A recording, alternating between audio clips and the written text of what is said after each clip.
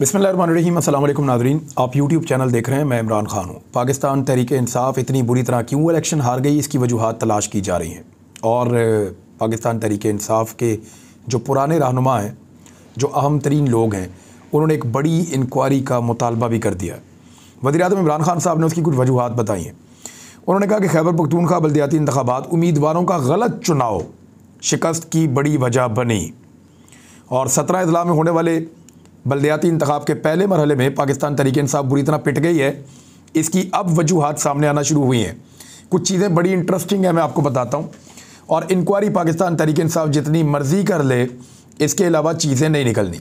वैसे इमरान खान साहब ने अपने ट्विटर के पैगाम में ये कहा कि PTI ने खैबर पख्तूनख्वा के बल्दियाती इंतखाबात के पहले मरहले में गलतियाँ की और उसकी कीमत अदा की है, जिसकी बड़ी वजह उम्मीदवारों का गलत इंतखाब था।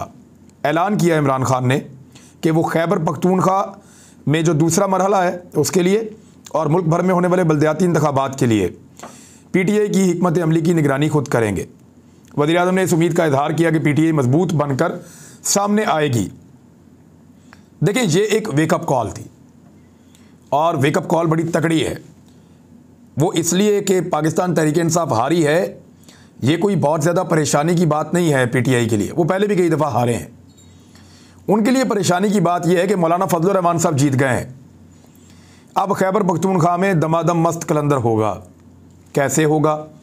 देखिए, एक तो सूबाई हुकूमत है, वो मौजूद है।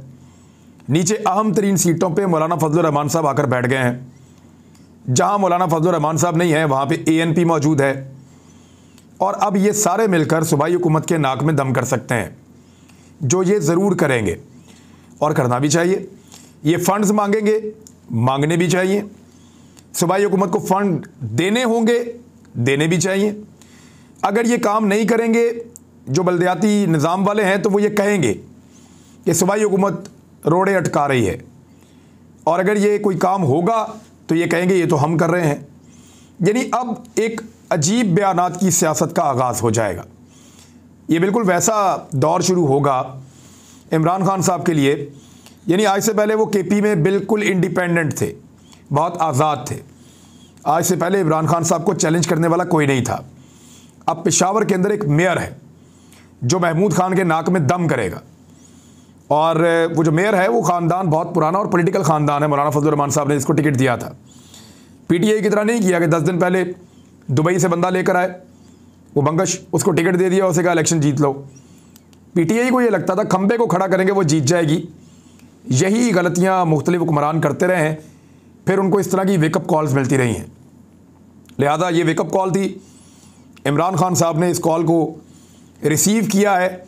वो रिएक्ट करना चाहते हैं। बड़े कठिन और बड़े फैसले उनको करने पड़ेंगे, क्योंकि अभी 18 अज़ला के इलेक्शन होने वाले हैं। जो फजलुर रहमान साहब हैं उन्होंने 21 नशस्तें हासिल की हैं, PTI ने 14 हासिल की हैं। यानी अब आप अंदाज़ा कर लें कि कामयाबी का मार्जिन का कितना फ़र्क है। फजलुर रहमान साहब ज़्यादा सीटें कैसे जीत गए? उन्होंने बड़ी शातराना सियासत की है, बड़ी कमाल। और वो बहुत पुराने सियासतदान है, घाग। PTI ने टिकट दिए गलत बंदों को, ऐसे उम्मीदवारों को टिकट दिए जो नापसंदीदा थे और गैर मारूफ थे। जो लोग पसंदीदा और मारूफ थे पब्लिक के और पाकिस्तान तहरीक-ए-इंसाफ़ थे, उनके साथ सीट एडजस्टमेंट की है बारों बार मौलाना फजलुर रहमान साहब ने। और वोटों का एक बहुत बड़ा हिस्सा उन पॉपुलर लोगों की निस्बत से वो अपने साथ ले गए हैं। मौलाना फजलुर रहमान साहब के अपने वोट कभी इतने ज़्यादा नहीं रहे, उनका मजहबी वोट है।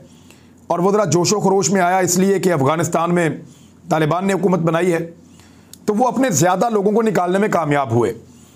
लेकिन पाकिस्तान तहरीक-ए-इंसाफ़ अपने वोटरों का 30% भी नहीं निकाल पाई। तो जब आपका वोटर नहीं निकल रहा, वो नाराज़ है, महंगाई की वजह से भी अपने MPs MNS से नाराज़ है, राब्ता ही कोई नहीं रखता। बैड गवर्नेंस, यानी महमूद खान पहचानते ही नहीं किसी को PTI में। जब इस तरह की सूरत हाल होगी तो फिर यही होगा जो वोटर ने रिस्पॉन्ड किया है। ये बहुत को डाई हार्ड वोटर है, तो वो 30% के करीब निकले, उन्होंने निकल के वोट डाल दिए। PTI का 70% वोटर घर से निकला ही नहीं, उन्होंने वोट ही नहीं डाला। अगर 50% से ज़्यादा टर्नआउट होता तो पाकिस्तान तहरीक-ए-इंसाफ़ डेफिनेटली जीत जाती। लेकिन टर्नआउट बहुत कम था और फिर उनको हारना था, इसलिए कि उन्होंने गलत लोगों को टिकट दिए। लोग मज़ीद मायूस हो गए। फवाद चौधरी साहब ने भी, जो वफाकी वज़ीर इत्तलात हैं, उन्होंने कहा कि JUI का जीतना उनके लिए बहुत बड़ा धचका है। और यानी मैं आपको फिर कहूँगा कि PTI ज़्यादा परेशान अपनी हार से नहीं है, फजलुर रहमान साहब की जीत से है। फजलुर रहमान साहब जो बगैर किसी नशिस्त के, बगैर किसी हुकूमत के वो एक परेशानी बने हुए थे वफाकी हुकूमत के लिए, अब वो बाकायदा ताकतवर होकर आ रहे हैं। उनके पास अब हुकूमत मौजूद है और उनके पास ज़िले हुकूमतें मौजूद हैं, वो नाक में दम कर सकते हैं। और PTI ने ज़्यादा इख्तियारात भी दिए हैं ज़िले हुकूमतों को। तो अब एक ही रास्ता है कि जमहूरी तरीके से उनको खुल के फ़ंड दें, उनकी मदद करें और उनसे मदद लें, ताकि अवाम की कुछ बेहतरी आए, बजाय इसके कि रोने धोने के, बदला लेने के, रुकावटें डालने के। उससे PTI को और पाकिस्तान को ज़्यादा नुकसान होगा। अब फ़िलहाल जो लोग भी जीत कर आए हैं वो पब्लिक की वोटों से ही जीत कर आए हैं, तो फिर अब उनके साथ काम करें, सर फेंक के मेहनत करें, और फल तो अल्लाह ताला देता है। पाकिस्तान तहरीक इंसाफ अब क्या करेगी, इमरान खान साहब के मुश्किल फ़ैसले क्या होंगे, ये आपको आने वाले दिनों में पता चलेगा, क्योंकि इंक्वायरी एक बहुत बड़ी बैठी है जिसका तकादा किया जा रहा है और अंदर खाने तय हो गया है कि बाकायदा इसको इंक्वायर किया जाएगा। लेकिन निकलेगा वही जो असेसमेंट इमरान खान साहब का है और जो असेसमेंट हमने भी आपको दी, तमाम सहाफ़ी भी वही बात कर रहे हैं। अब पाकिस्तान पीपल्स पार्टी और PMLN के लिए खुशियां मनाने के लिए कुछ भी नहीं है। वो बहुत बुरी तरह हारे हैं इन इंतखाबात में। यानी नून लीग की सिर्फ 3 सीटें हैं 64 में से। अब ये 64 सीटों में से सिर्फ 3 मुस्लिम लीग नून को मिली हैं, तो ये कौन सी कामयाबी है। पीपल्स पार्टी जो है वो सिर्फ 1 सीट जीत सकी है, ये कहाँ की कामयाबी है। यानी रिवाइवल तो हुआ है ANP का, 7 सीटें वो जीत गए, जबकि एक और रिवाइवल जो है वो फजलुर रहमान साहब का, और 9 सीटें आज़ाद उम्मीदवार जीते हैं, ये मत भूलिएगा। और इनमें ज़्यादा आज़ाद उम्मीदवार वो हैं जिनको इमरान खान साहब ने टिकट नहीं दिया और रिश्तेदारों में टिकट बांटे गए। अब मुझे ऐसा शक होता है, और ये इल्ज़ाम पहले लगे थे कि खैबर पख्तूनख्वा में तो अब हुआ ना इलेक्शन, आज़ाद कश्मीर और गिलगित बल्तिस्तान के इंतखाबात में ये इल्ज़ाम लगे थे कि पाकिस्तान तहरीक इंसाफ के अंदर कुछ लोग पैसे लेकर टिकट बांट रहे हैं, और इसी वजह से एक ख़ास शख्सियत को आज़ाद कश्मीर का वज़ीर आज़म भी नहीं बनाया इमरान खान साहब ने, उनका इंतखाब नहीं किया। तो टेक्निकली इसको आप समझें कि इस तरह के टिकट किसी फ़ायदे के बगैर या किसी लालच के बगैर नहीं बांटे जा सकते जिस तरह की PTI बांट रही है।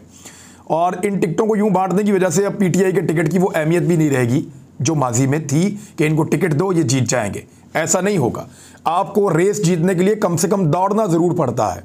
अगर आप दौड़े ही ना और आपको लगे कि आपका मुखालिफ कमज़ोर है, आप फिर भी जीत जाएंगे, तो नहीं, रेस में आपको दौड़ना पड़ता है। PTI इस रेस में भागी नहीं सही तरीके से। और यहाँ पे मौलाना फजलुर रहमान से भी ज़्यादा मुबारकबाद का मुस्तहिक पता कौन है इस इलेक्शन की हार के ऊपर, वो पाकिस्तान तहरीक इंसाफ के वर्कर हैं। और मैं ये मजाक नहीं कर रहा, बिल्कुल ठीक बात कर रहा हूँ। पाकिस्तान तहरीक इंसाफ ने लोगों को उम्मीद दी थी कि हम तब्दीली लेकर आएंगे, हम मौरूसियत को ख़त्म करेंगे, हम ठीक लोगों को टिकट देंगे। इस बुनियाद पे लोगों ने उसको ज्वाइन किया और उसके साथ चल पड़े। मेरे ख्याल में पाकिस्तान तहरीक इंसाफ अपने वादे भूल सकती है, लेकिन वो जो लोग, वो वर्कर्स, वो वोटर्स जिन्होंने पाकिस्तान तहरीक इंसाफ को तब्दीली के लिए ज्वाइन किया था, उन्होंने पाकिस्तान तहरीक इंसाफ ने जो वादा किया था वो उसको नहीं भूले। और ना सिर्फ खुद नहीं भूले, बल्कि आज उन्होंने पाकिस्तान तहरीक इंसाफ को याद दिलाया है, इमरान खान साहब को याद दिलाया वही वादा कि आप कज़न्स को टिकट्स नहीं देंगे, रिश्तेदारों को टिकट्स नहीं देंगे, सियासतदानों के या करीबी लोग जो हैं उनके बच्चों को टिकट्स नहीं देंगे, पैसे लेकर लोग टिकट्स नहीं देंगे। ताल्लुकात की बुनियाद के ऊपर ऐसे लोगों को जो सियासत में हिस्सा नहीं लेते और जो अवामी खिदमत नहीं करते या आवाम से कनेक्टेड नहीं होते, उनको टिकट्स नहीं देंगे। ये पाकिस्तान तहरीक इंसाफ के वादे थे, दावे थे। शायद तहरीक इंसाफ भूल रही है, लेकिन तहरीक इंसाफ के वर्कर को, उनके वोटर्स को शाबाश कि वो नहीं भूल रहे। वो किसी ऐसे आदमी को, लेकिन मैंने इसमें देखा है जहाँ जहाँ वर्कर को टिकट दिया वो बड़े आराम से इलेक्शन जीत गया, लेकिन जहाँ जहाँ टिकट दिया उन्होंने इलेक्टेबल को, जहाँ जहाँ टिकट दिया बासर लोगों को, जहाँ जहाँ टिकट दिया पैसे वालों को, रिश्तेदारों को, वहाँ वहाँ पाकिस्तान तहरीक इंसाफ का बेड़ा गर्क हो गया। तो ये मुबारकबाद है तहरीक इंसाफ के वर्कर को कि कम से कम उसने अपने आप को और अपने नज़रिए को संभाला हुआ है। मरियम नवाज साहिबा की एक और ऑडियो आई है। इस ऑडियो को मैंने बहुत गौर से सुना है और बहुत दफ़ा सुना है।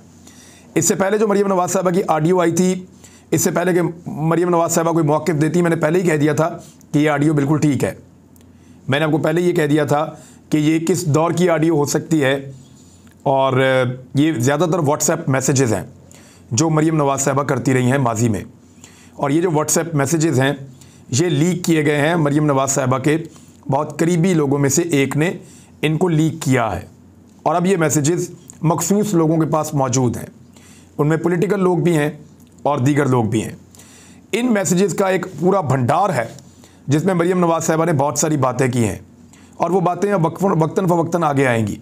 अभी क्योंकि पाकिस्तान तहरीक इंसाफ एक इलेक्शन हारी है, तो इस मौका पर मरीम नवाज़ साहिबा की एक ऑडियो का आ जाना कोई हैरान कुन बात नहीं है। और भी बहुत सारी ऑडियोज़ हैं मरीम नवाज़ साहिबा की जो अगले दिनों आएंगी। उनमें कई में वो फ़ौज के ख़िलाफ़ बात कर रही हैं, किसी ऑडियो के अंदर वो मीडिया के ख़िलाफ़ बात कर रही हैं, यानी इस्टेब्लिशमेंट के ख़िलाफ़ वो बात करती हैं। फिर वो मुख्तलिफ़ किस्म की उनकी ओपिनियंस हैं, PTI के ख़िलाफ़ बात करती हैं, बड़े गुस्से वाले उनके मैसेजेस भी हैं। तो बहुत सारी चीज़ें हैं मरीम नवाज़ साहिबा की जो मौजूद हैं, और उन चीज़ों के ऊपर आने वाले वक्त में बहुत कुछ हो सकता है। अब ये जो नई ऑडियो आई है इसमें मरीम नवाज़ साहिबा कह क्या रही हैं, ज़रा इसको आप गौर से सुनिए कि वो क्या फरमा रही हैं। देखिए मेरी मीडिया मैनेजमेंट, जियो और दुनिया ने तो उनकी जई तई फेर दी है। देखिए मेरी मीडिया मैनेजमेंट, ये आप जब किसी को बता रहे होते हैं अपनी बड़ाई, या आप बता रहे होते हैं कि आपने कितना ज़बरदस्त काम किया है, तो उस वक्त आप इस तरह का अल्फाज, यानी देखिए मेरी शॉट, कोई बैट्समैन शॉट लगाए तो कहता है देखिए मेरी शॉट। हम लोग जब शिकार खेलते हैं कोई अच्छा निशाना लगा लेता है तो कहता है देखा है निशाना। ये इस तरह का एक जुमला है, देखिए मेरी मीडिया मैनेजमेंट, कि आप देखें मैंने कैसी शानदार मीडिया मैनेजमेंट की है कि दुनिया और जियो ने तो उनकी जई तई फेर दी है। ये जई तई बेसिकली कोई लफ्ज़ नहीं है, ऐसी तैसी का जो एक वर्ड हम उर्दू में इस्तेमाल करते हैं, कुछ लोग ऐई तई कहते हैं पंजाबी में, हर एक का अपना अपना है। तो ये जई तई फेर दी है, ये मरीम नवाज़ साहिबा ने ये लफ्ज़ इस्तेमाल किया। मैं आपको कंफर्म कर देता हूँ ये आवाज़ मरीम नवाज़ साहिबा की है। मैं आपको ये भी बता देता हूँ कि ये आवाज़ मरीम नवाज़ साहिबा का उस व्हाट्सएप में है जहाँ पे वो ऑडियो मैसेजेस भेजती थी, ये उसका हिस्सा है।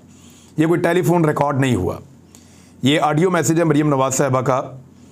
और वो जो ऑडियो मैसेज है वो जिनके पास मौजूद थे, मरीम नवाज़ साहिबा अच्छी तरह जानती हैं कि वो किन को ये ऑडियो मैसेजेस भेज रही थी।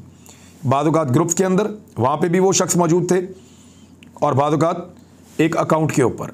अब वो जो मैसेजेस मरीम नवाज़ साहिबा भेज रही थी वो उनके निकल रहे हैं, उनको आइडिया है कि ये कौन है। वो बोल नहीं सकती क्योंकि उसके बाद और ज़्यादा मामला निकलेगा और बाहर आएगा। मरीम नवाज़ साहिबा को ब्लैकमेल भी किया जा रहा है। तो ये जो ऑडियोज़ हैं, बोला तो उन्होंने खुद है, और ये सब कुछ किया कराया भी उनका अपना है। साजिश वाजिश तो वो करती रहती थी, यानी उन्होंने डॉन लीक्स भी करवा दिया, इस किस्म की शरारतें भी हैं। मीडिया को दबाना, मीडिया के इश्तिहार बंद करवाना, मीडिया को जो है वो दीवार के साथ लगाना, पैमरा के नोटिस भिजवाना। अभी ये भी आएंगी ऑडियोज़ कि फ़लाँ को पैमरा का नोटिस भेज दो, फ़लाँ को पैमरा का नोटिस भेज दो। तो वो पैमरा का नोटिस जिन जिन को जाएगा वो, और जाता किसके ज़रिए था, अबसार आलम के ज़रिए। तो इस किस्म की चीज़ें बहुत सारी अभी मौजूद हैं। तो मरीम नवाज़ साहिबा यहाँ कह रही हैं देखिए मेरी मीडिया मैनेजमेंट, दुनिया और जियो ने उनकी जई तई फेर दी। ये पाकिस्तान तहरीक इंसाफ के ख़िलाफ़ एक ऑडियो है। लेकिन मुझे इस ऑडियो को सुनने के बाद ऐसा महसूस हो रहा है कि ये ऑडियो है तो मरीम नवाज़ साहिबा की, लेकिन बज़ाहिर मुझे ऐसा लग रहा है इसके फ़ोरेंसिक की ज़रूरत है। फ़ोरेंसिक होगा तो पता चलेगा कि ये ठीक है या गलत है। अब लोग कहेंगे कि इसके बैकग्राउंड में भी एक वॉइस चल रही है, और वो तो कंटिन्यूसली एक ही वॉइस है।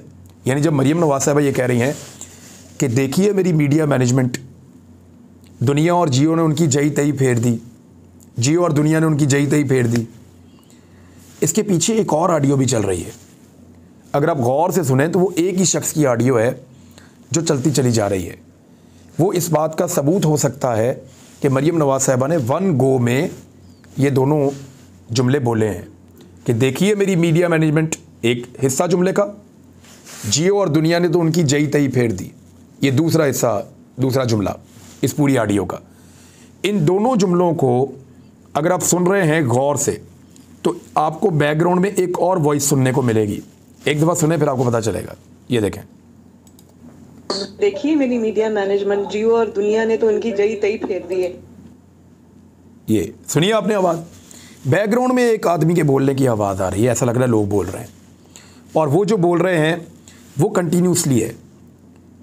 तो इससे ये साबित हो सकता है कि ये ऑडियो एक ही वक्त में एक ही जुमला है, इकट्ठा मरियम नवाज़ ने बोला है, ये एडिटेड नहीं है। बज़ाहिर ऐसा लगता है, लेकिन इसका फोरेंसिक होगा तो पता चलेगा। फोरेंसिक के लिए वो असल डिवाइस चाहिए जहाँ से ये पैगामात मौसूल हुए और रिकॉर्ड हुए। वो डिवाइस कहाँ से आएगी, ये भी एक बड़ा सवाल है, लेकिन डिवाइस तो मौजूद है, ये मैं आपको यकीन से कह रहा हूँ। अब ये मुझे क्यों लगता है कि दो अलग अलग जुमले हैं। मरियम नवाज़ साहब को मैंने बहुत सुना है, मुझे नहीं लगता कि वो इस अंदाज में ऐसे इन दो जुमलों को जोड़ के बोलेंगी।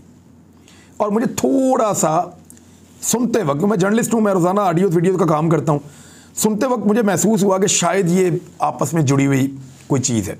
मुझे ऐसा लगा, हो सकता है मैं गलत हूँ, ठीक ना हूँ, लेकिन फोरेंसिक करवा लें, जो माहिरीन है उनसे चेक करवा लें, मुझे ऐसा लग रहा है। अच्छा, फिर आप ये सवाल करेंगे कि जो बैकग्राउंड की वॉइस है वो कंटिन्यूस कैसे हो सकती है। उसका मैं आपको एक आसान हल बताता हूँ। आप अपने फ़ोन को खोलें, इसमें आप चले जाएं स्क्रीन रिकॉर्डिंग में।